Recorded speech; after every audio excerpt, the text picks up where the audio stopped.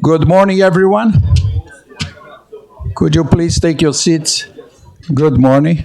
My name is José Roberto de Azevedo. I'm chairman of the Executive Committee of the Brazilian-American Chamber of Commerce. And I'd like to welcome you to this event today, dealing on investment opportunities and new developments in infrastructure and energy projects in Brazil. But before we move forward, I'd like to thank and extend our appreciation to Machado, Meyer, and Latham, Watkins for hosting this event. We are going to have a very interesting panel addressing recent developments in new trends in infrastructure and energy. We're going to have a coffee break between two segments. And after each segment, I would encourage you to engage in question and answer with the speakers. All right, now I think I got the green light going. Well, welcome everyone. Very, very pleased to have everybody here. We are very privileged to be able to host this event with the Brazilian Chamber and our good friends at Machado, Meyer. And we see a lot of familiar faces in the room, many people from across different industries, even other lawyers, etc. So we're just really pleased to have you guys all here with us today. Thank you for the Brazilian Chamber of Commerce for organizing. This is a very interesting time for Brazil. We've seen a lot of opportunities in the infrastructure and energy sectors in Brazil. The energy, Brazil is very well positioned to take advantage of the energy transition in particular, but is also offering very important opportunities in transportation, water sanitation, data centers, social infrastructure, several opportunities that we are going to talk about here today. Thanks so much for inviting me, the opportunity to be here in this event. We work, as Gildo mentioned, as a hub, as a one-stop shop for companies willing to invest in infrastructure in Brazil. So we have dialogues with different stakeholders that are involved in PPP business environment, such as both in the public side, but also in the private sector. So we have a lot of dialogues with concessionaires, regulatory agencies, licensing agencies, financial institutions, also law firms. For example, Machado Meyer is one of the most important law firms in Brazil.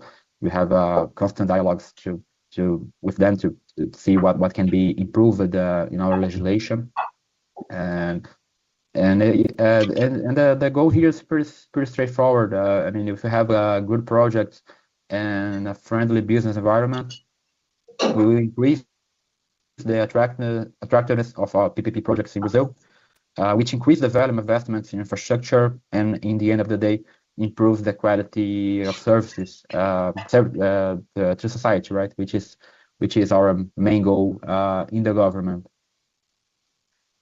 So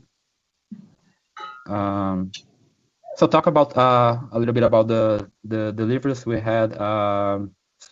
Since the beginning of last year.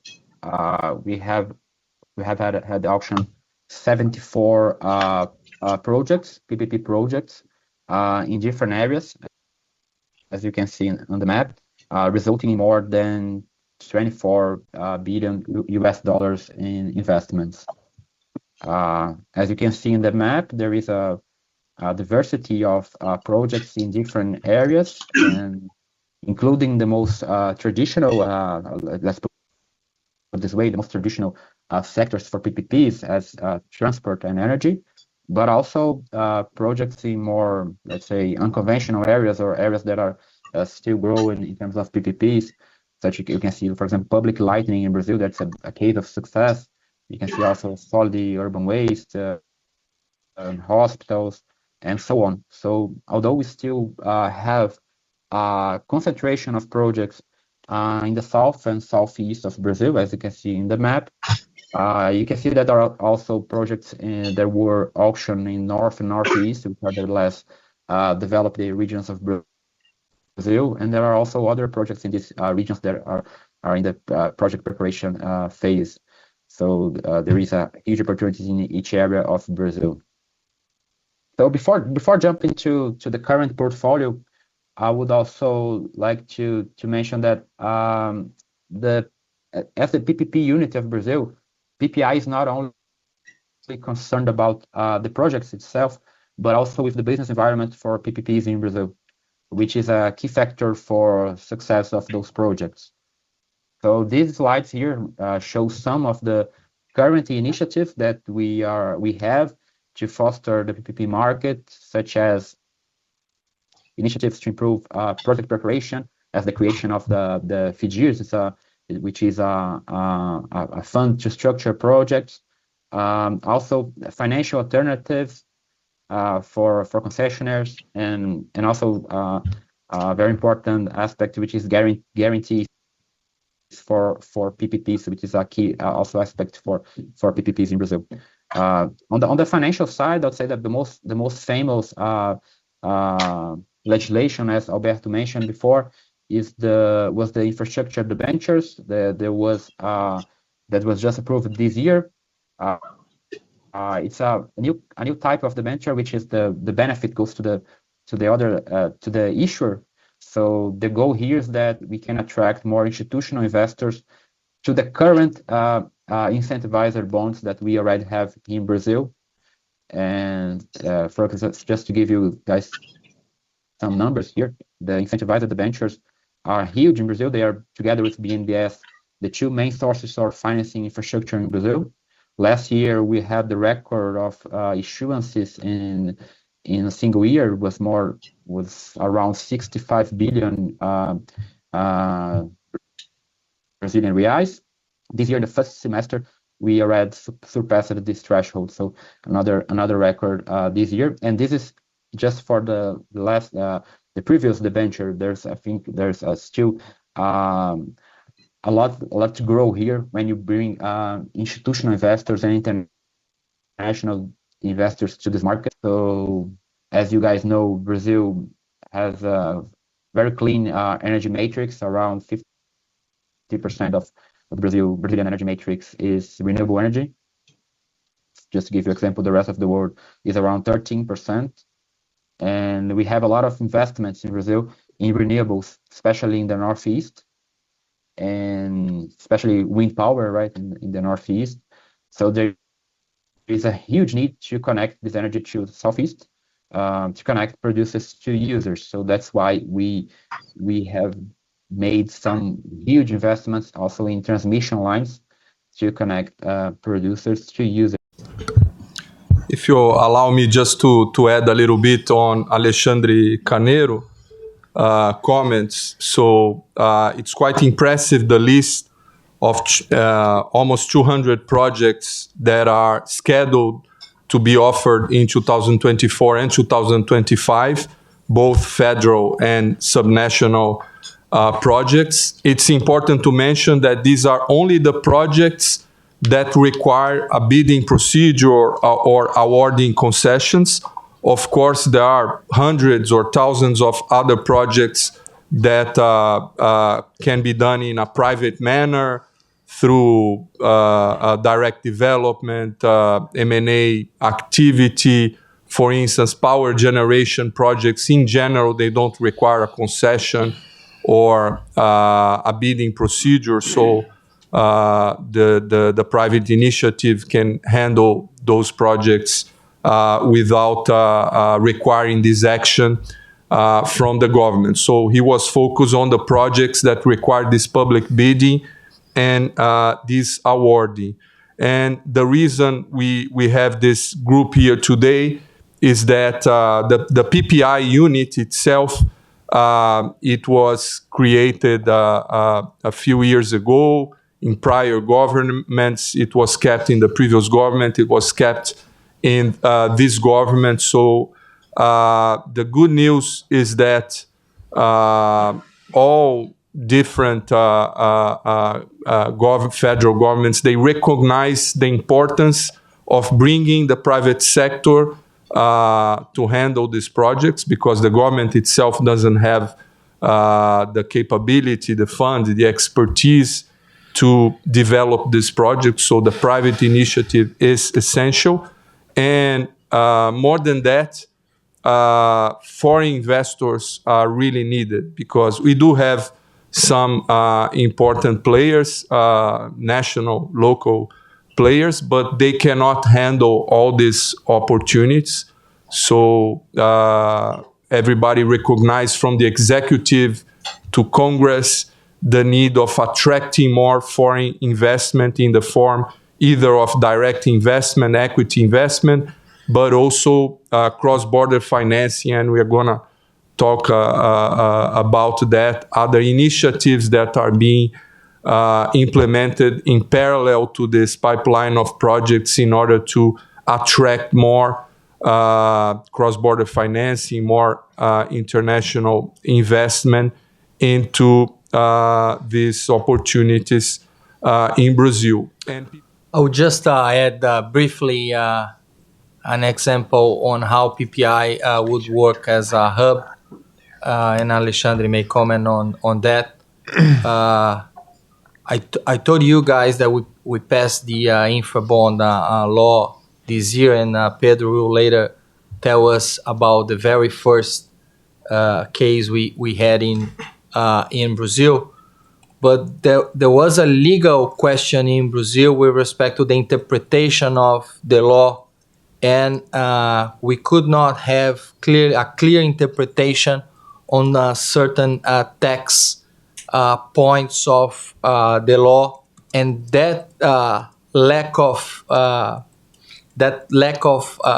mitigation or interpretation, the best interpretation, was preventing new bonds to be issued, because there is the legal question on how the tax authorities in Brazil would interpret the law and the tax benefits, because the law had some language that was not clear, and the PPI was able to connect with tax authorities in Brazil, and after the law has passed, PPI was able to get a clarification from tax authorities in Brazil, and because of that clarification, the very first bond was issued, and other bonds are to come. So that's a practical example of how PPI would work together as a bridge between the private market and the public sector in Brazil to build connections to foster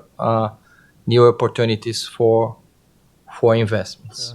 Thank you, the Brazilian Chamber of Commerce, for the invitation, Latham, Watkins, and Machado, Meyer for organizing and inviting us.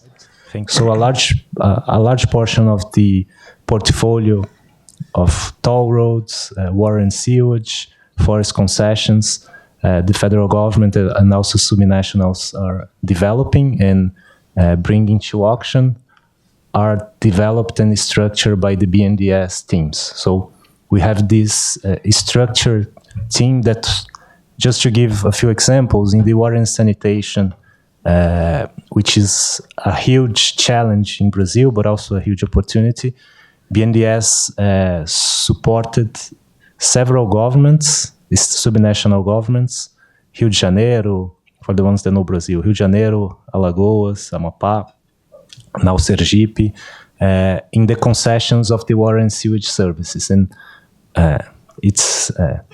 but Brazil has a significant gap in providing those type of services. We have more than 35 million people that don't have access to treated water, and almost 100 million that don't have access to sewage services. So it's 120 billion opportunity if you look the glass half full. And BNDES has already worked in supporting because this is a subnational mandate. So we have been supporting those states to bring these concessions to the private initiative. So it's been very successful.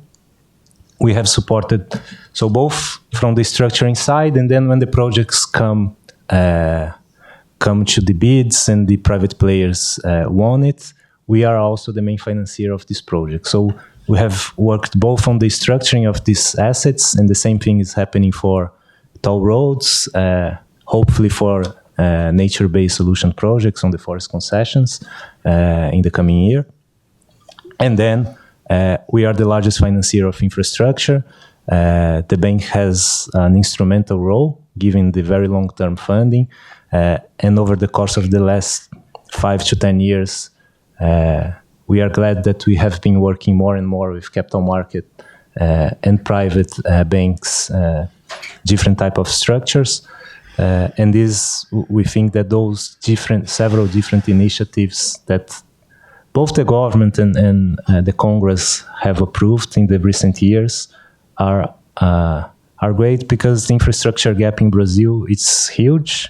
We are talking about something around $50 billion of gap every year, and BNDES cannot fulfill it. So we see it as a partnership between BNDES, the capital markets locally, and also hopefully now the international capital markets. So what is the ambition? The BIP, it's based on the G20 concept that has been discussed over the last 4 or 5 years of country platform that should be country-led, where each of the country decides and communicates that what are the priorities in terms of the climate investments. So the idea of the platform is exactly that. It's fully aligned with all of the federal government programs and plans in those different industries. And the goal is to consolidate in a hub, just like we have PPI for most of the infrastructure projects, but those would be in the bulk of the projects we expect to be private. And then we can present those opportunities to local, but mainly to the international community. And the idea is to connect. It's a matchmaking between the projects and the investors. Thank you. Appreciate it.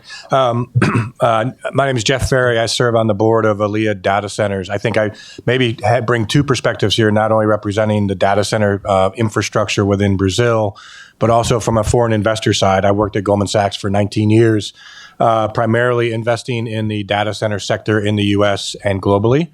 And so maybe bring a perspective of when we did our investment, what things we think of, what things cause friction, what things cause incentives, et cetera. So from a data center standpoint, it's an interesting time.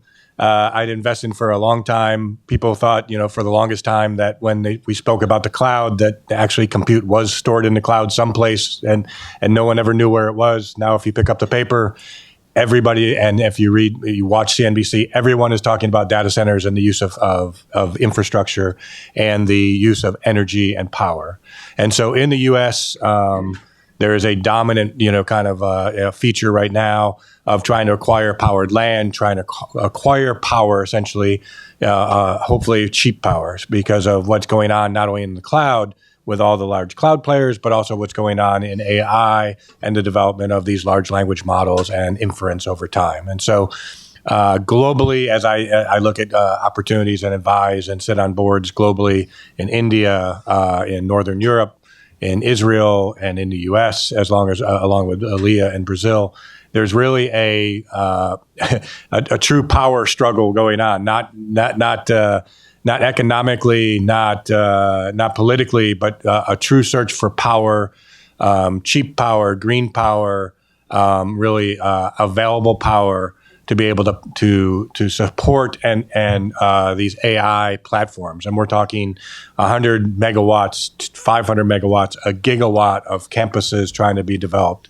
The U.S. is now talking about using nuclear power, because not only is it available and potential to develop, but it's also non-carbon. And I think the numbers quoted, I think, are very interesting from a kind of green, sustainable, renewable power standpoint, where Brazil does have a large and huge advantage over other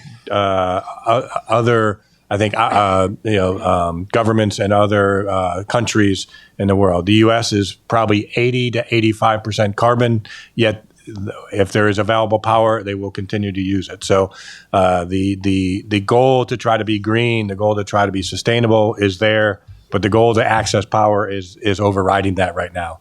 And so I would say from two aspects. From an investor standpoint, Brazil represents an opportunity to invest, and to be able to grow that power structure, to provide green power, renewable power to all these players, and provide it in a economical way. So when I look at from an investor standpoint, let's look at it just from an outside investor standpoint. I look at incentives and friction, or kind of negatives, right? So from an incentive standpoint, the things we talked about here, the PPI, the PPA, the government support, the BNDES support for infrastructure projects are all positive.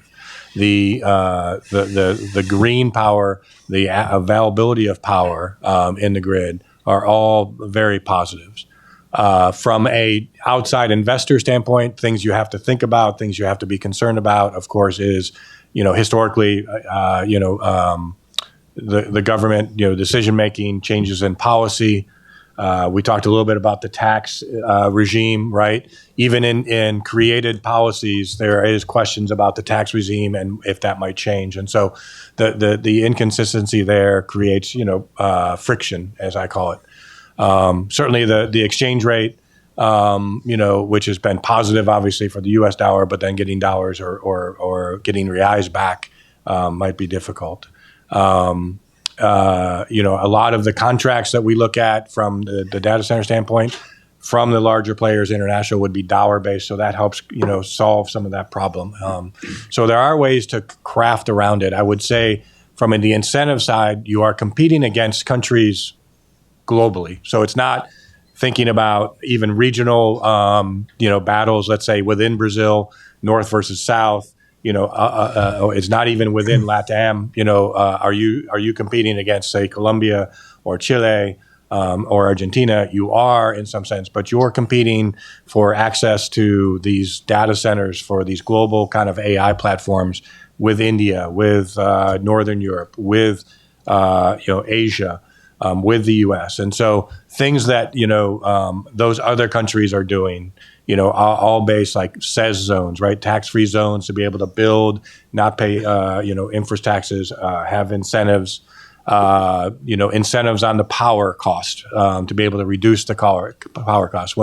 Because when the NVIDIA kind of driven AI chips and those companies are looking for capacity, they're looking at their entire cost, and power is probably 70% of their cost. They say they're looking for green power, and they are. They're trying to, they all have their determinations of trying to be carbon free. The majority of way they are doing that now is buying carbon credits. It's not in real, true, development of green power. It's in buying power credits. So if they can be able to access cheaper, better green power that is available in Brazil, they will do so. But you have to make it easier on them.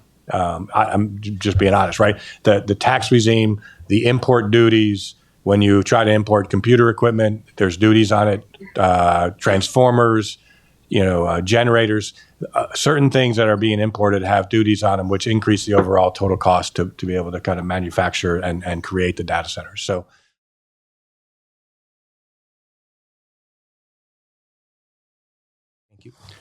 Thank you, Gianluca. And first of all, thank you, Latham, Watkins, and Machado, Meyer, and also the Chamber for the invitation. It's always a pleasure to be here. Good to see some friendly faces, some that I haven't seen in a while. Talking about the external market, just as a background, on normalized years, we have anywhere between $20 to $30 billion issued by Brazilian companies.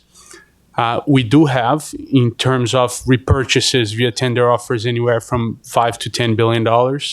And some of those bonds eventually mature, more focused on the sovereign and financial institutions that let that happen, usually on about 5 to 10 billion. So the math here is that we have new issuances in the external capital markets anywhere from 10 to 20 billion dollars.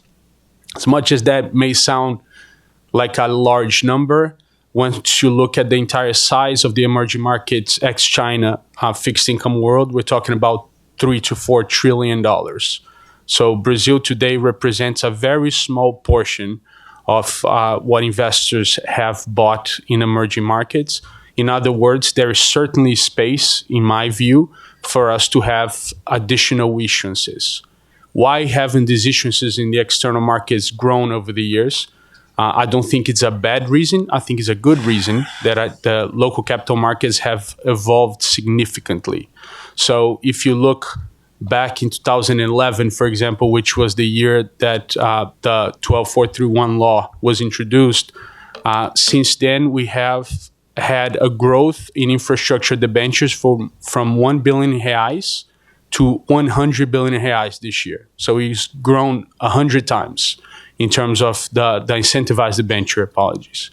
In terms of the whole capital markets, and I'll look over the past couple of years, and to be fair, there's a large disclaimer. We have seen rates in 2021 increasing from slightly under 5% to close to 10%, slightly over that. So there's an incentive to go to fixed income. But we saw the entire capital markets, and that both banks' balance sheets and also distributed transactions growing from about 200 billion reais to this year, we are predicting it to go to 500 billion reais. A third point that has evolved in the local capital markets is the secondary market, especially with the introduction of this incentivized debentures. We have seen this year, we predict that we're going to have more than 600 billion reais being negotiated in the secondary market. In other words, we are going to have more negotiations in the secondary market than issuances in the secondary market.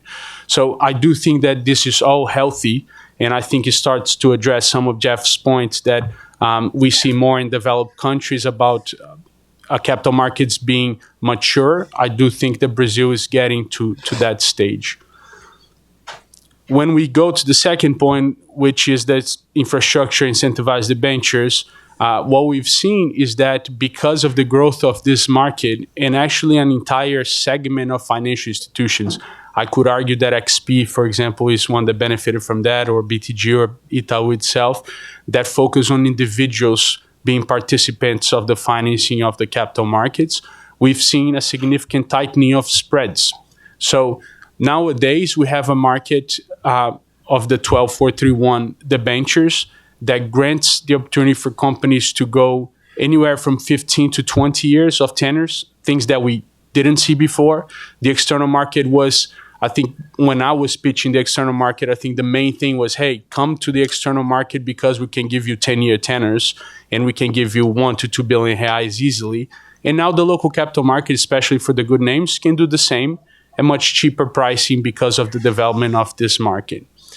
Now, when we look at the 12431, there are some things about it that, since it is focused for infrastructure, certainly there are some frictions that we discussed, but the inability, for example, for the company to easily refinance those securities, it's something that in the past has been a problem. We are seeing it continuing to be. So the introduction of the infrastructure debenture, I think, was a manner that the government attempted not only to bring institutional investors to the play, aside from just individuals, but also to address some of these points that were learned over the years. So good things about the 14801 is that you have, especially for issuances outside of Brazil, the ability not to have a minimum tenor on the securities.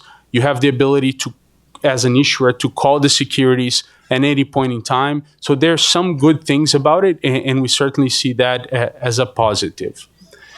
In terms of how we see this market developing, we continue to see the 12431 as being, and I think Fabio was very humble, BNDES has been the major player in terms of supporting infrastructure in Brazil for decades now. But we do see that the government introduction of the 12431 added a significant participation of the private sector, in private sector meaning companies and individuals, to those financing. So this year, we do expect, as I said, 100 billion reais of issuances out of that sector. BNDES in the past has been very significant as well. So far, we have seen for mature projects, and that I will include logistics, power, utilities, Brazil now having a difficult time financing in debt.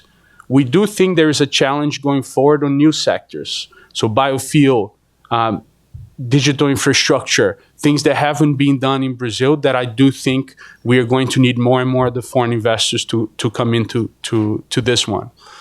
Right. Thank you very much, Virgil, and thank you very much for our panel. Let's give them a round of applause. And we'll take a short coffee break, and then we'll be back here with our second panel. This over to our panelists over here.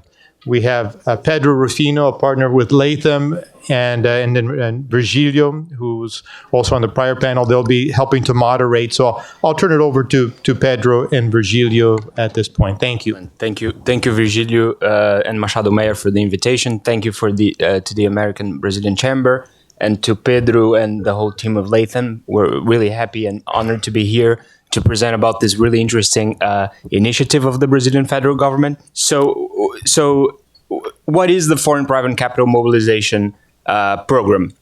The main objective of the program is to complement ongoing reforms with a view to provide stability and predictability to the country's macroeconomic conditions. So it's one instrument that complements other broader agenda that Brazil has been implementing, and I could cite here the recent approval of the new fiscal anchor last year, the constitutional tax reforms that were passed, and the enabling laws and regulations that are expected to be approved this year, and all with a view to increase stability and predictability. The Eco Invest program is based on the PTE, as was mentioned by our colleagues. The PTE is the Plano de Transformação Ecológica, the ecological transformation plan that is led by the Ministry of Finance. As most of you know, a transition to a low-carbon economy is a global necessity, but is also a strategic and economic opportunity for Brazil. So Ministry of Finance is leading several initiatives in this agenda, including carbon pricing, sustainable taxonomy, and the Climate Fund, Fundo Clima, which was established in 2009, and it's within Fundo Clima that Eco Invest is now operating.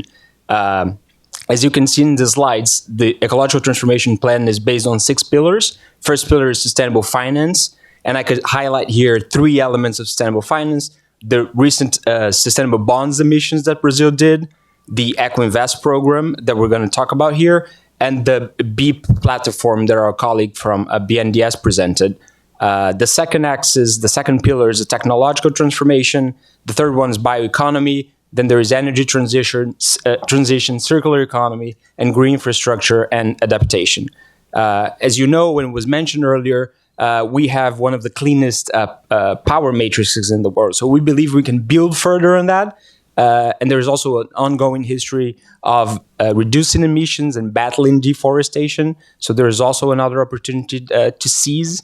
And finally, there is a global movement, as you know, to reallocate productive chains. So there's a consensus that emerging markets will have a major role to play. So in sum, we need to transform our comparative advantages into competitive advantages. But Brazil not only requires substantial private capital to accelerate the ET program, so it's also poised to capitalize on these economic opportunities. The problem is that it's precisely the EMs, the emerging markets, that have the lowest participation of private capital in the ecological transformation agenda, as we're going to see in the next slide. So in developed countries, as you can see in the slide, the rate of private capital is 81% in the ecological transformation in the green agenda, whereas in the developing countries, it's only 14%. Among the causes of this is the relatively high cost of capital, especially foreign direct investment. That is somewhat natural in EMs because of the high volatility of the currencies, which was mentioned in the first panel, compared to those of the developed markets. So in the allocation decision-making process, these high costs end up playing a comparatively big role. The next slide compares the FX volatility of the Brazilian real to that of the euro, both against the dollar. So you can see in the slide that the FX volatility in Brazil, despite being highly correlated with international markets, is on average 2.2 times higher than that of the so-called hard currencies. And international literature finds evidence that there is a negative relationship between this currency volatility and the flow of capital, private investments, especially attraction of FDI. So it was grounded on this evidence. The Brazilian government, led by Ministry of Finance, saw it as crucial to implement strategies to minimize the risks associated with currency volatility, so contributed to the flow of private capital. These strategies, as I mentioned earlier, will be aligned with the ecological transformation plan. The next slide shows on the left-hand side, you can see, as already mentioned, we have a clean energy matrix with huge expansion potential, so large domestic market growing demand for clean energy, which we need to use in our favor for the decarbonization agenda. On the right side, in the bottom, you see that the return required by investments in Brazil, in emerging markets, excluding China, is higher than, say, in the EU. So it takes the example of a solar panel. So it's 4%, 10%, and then 12% in Brazil, the return required. And that's because there is extreme difficulty in predicting the return on capital in a strong currency. Obviously, the cost of capital has to do with macroeconomic conditions, which I mentioned earlier. So we're also tackling that, and Eco Invest comes to complement that. We believe that the agenda that has been implemented with the tax reform and the new fiscal anchor has already borne fruit with the recent improvement in the country's credit ratings that was mentioned earlier by S&P and Moody's. But of course, there's a long road ahead in reducing the risk perception, and that's why I said in the beginning, Eco Invest will try to complement it. The next slide shows the low availability and liquidity of long-term FX hedges that hampers investments in infrastructure. So in the slide, you can see the number of open future contracts by term. So derivative contracts, you're going to see above 12 months get drastically reduced because it's harder for the investor to hedge from FX risks. So they either take the risk or they bear very high costs. The prices are very prohibitive. It's like you're paying car insurance, and the price of the premium over 2-3 years is the price of the car. What do? You don't drive without insurance, so you probably don't buy the car. The above 5 years, as you can see, the liquidity is extremely low. So in the blocks in the bottom, you see that there is a symmetry between positive and negative returns within the time frame of 0 to 5 years. But above 5 years, 5 to 10 and above 10, you see that it becomes asymmetrical. The positive and the negative returns, it becomes preponderantly negative, which suggests that there is a market failure that needs to be addressed in pricing these instruments. Well, thank you all. It's just a continuance of this presentation. I try to give more concrete actions that you had in the first auction. And here we have this 4 lines. So I like to say that Eco Invest has a kind of 2 sides. So for one side, we have the supply side that Alcoforado told us about the authorization of the law that the central bank can pass through the market, to the market, derivatives at the cost of the multilaterals using this triple way. So it's alternative that you are thinking that can improve the supply of derivatives in onshore markets in Brazil. On the other side, the demand side, we have, and then is the whole of the treasury, we have 4 subsidized line. One of them is the blended finance line. It's a very straightforward structure of blended finance. So we have a catalytic fund in Eco Invest that is very cheap, below the market rate, and this will be an option for financial institution to bid and give me a leverage over this capital, and then you have leverage in the investment. I will show in the next slide more in details. You have then 2 next lines about the exchange, foreign exchange volatility. And you have a kind of approach. Orlando, you give more details about that. I will present just in general way, but the idea here is to have a layering approach. So you have the first layer is a kind of liquidity facility that gives a loan when the project that has debt in hard currency, in revenues, in local currency. If you have a devaluation event, then they can get this loan and then repay the debt and transform this original debt in hard currency and BRL debt. Another one is combining with that is maybe to have another line that you use and try to treat the tail risk. So you have a layer of retention, and then you have another layer that can transfer the exchange risk to the market using, for instance, out-of-money options.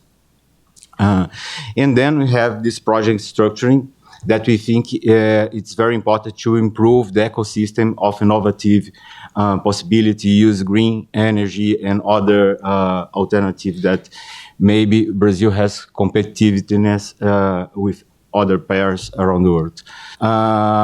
We have the first result with the first line, the blended finance one. We had. I am very happy to bring the preliminary results that we have. We have 23 bids of total of 6.9 billions, is around 1.2 US dollar billions in demand of our line. It represents 7.8 billion of potential projects in this segment in sustainable investment in Brazil over the next 2 years. So the auctions works like the minimum amount that the financial institution could ask is around 600 million reais, and then the minimum leverage rate were 6. So the financial institution bid for this capital, giving more leverage. So the average level was 6.6, but we reach up to 10. We have others up to 10 in terms of the leverage. So what it means that you are financing around 15 or 10% of the whole project.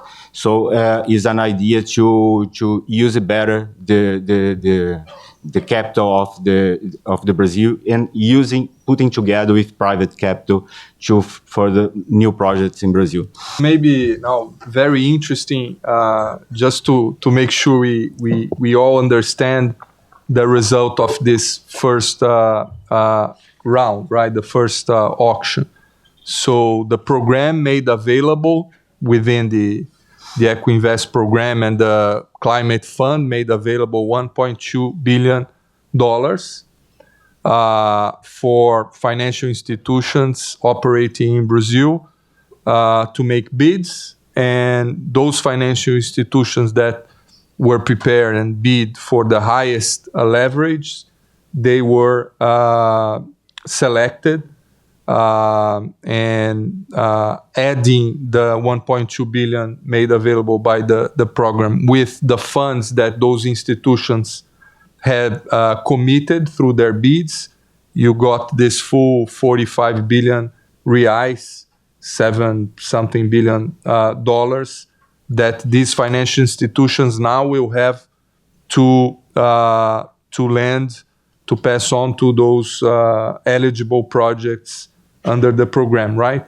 But what you mentioned is that by the time they make the financial institutions made their bids, they already anticipate the sectors that they expect to deploy the funds to make their financings. Is that a bound on them? So if they have committed to use the funds in energy transition, in biofuels and so on, they will be monitored for that, or there is a flexibility that because obviously the funds will only be deployed and lent once the project achieves financial closing, and some projects might not succeed until the very end, right? Yes, very good question. Yes, it's just an indicative portfolio. So it's a kind of, if you are doing in this framework, it's okay. So there is a additionality in every one of these activities that were already approved in this framework.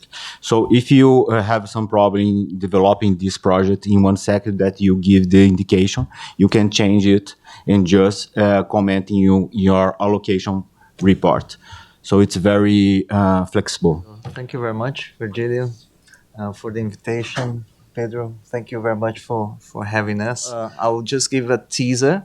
It's a work in progress of the possible FX solutions that Mario has just told us that could work in a basket of solutions, of possible alternatives that the market can have when trying to find the best mix of funding. We saw Jeff talking about, okay, so what are the benefits they look at, and the frictions and the benefits sometimes can really move the needle to say, okay, so this is one point that can help us out. And we have seen a lot of developments in Brazil in this sense. So besides BNDES, we have the local capital markets evolving pretty much. I like Pedro talking about the law of the incentivized debentures.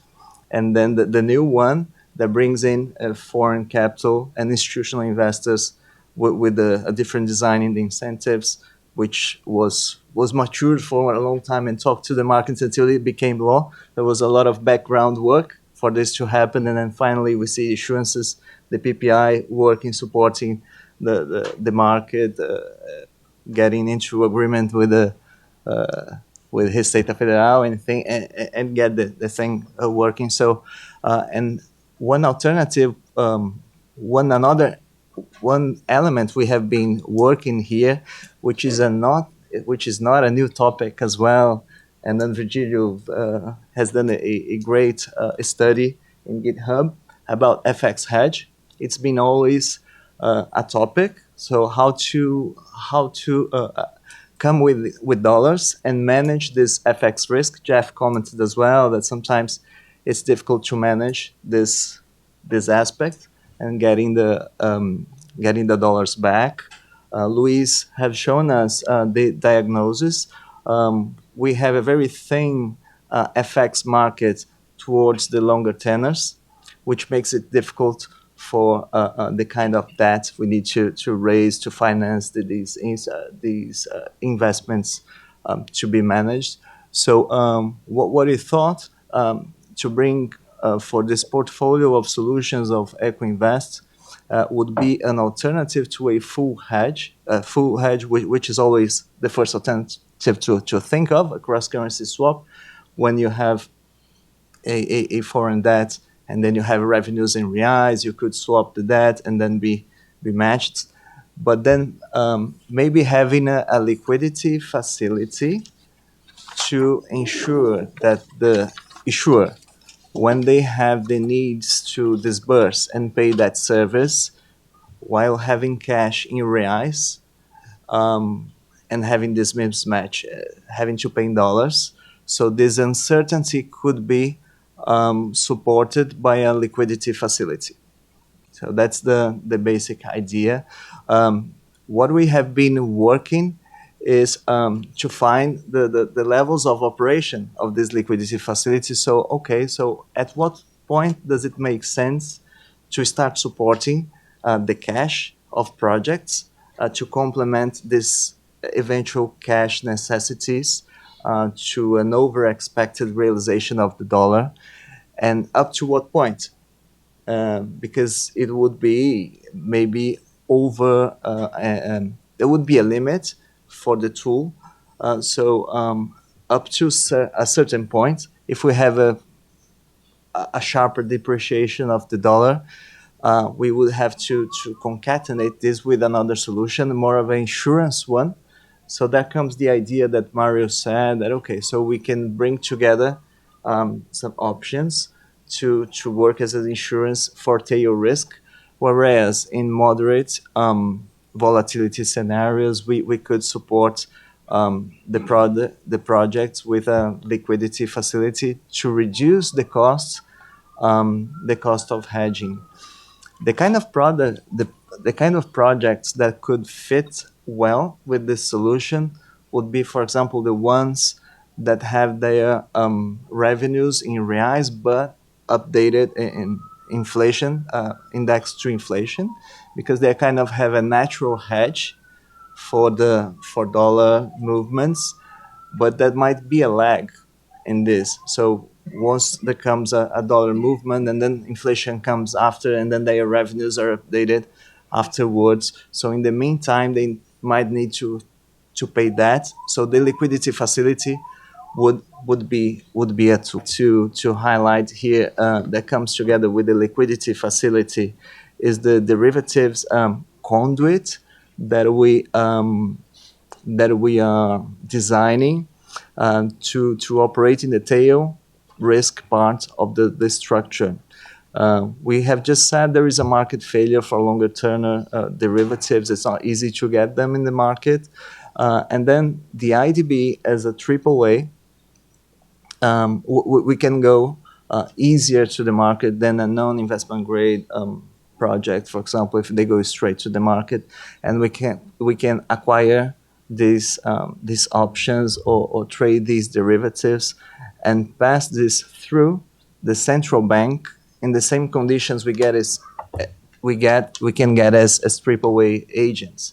For example, if we buy options and we pay the premium, we can defer the payment of this premium over a AAA curve.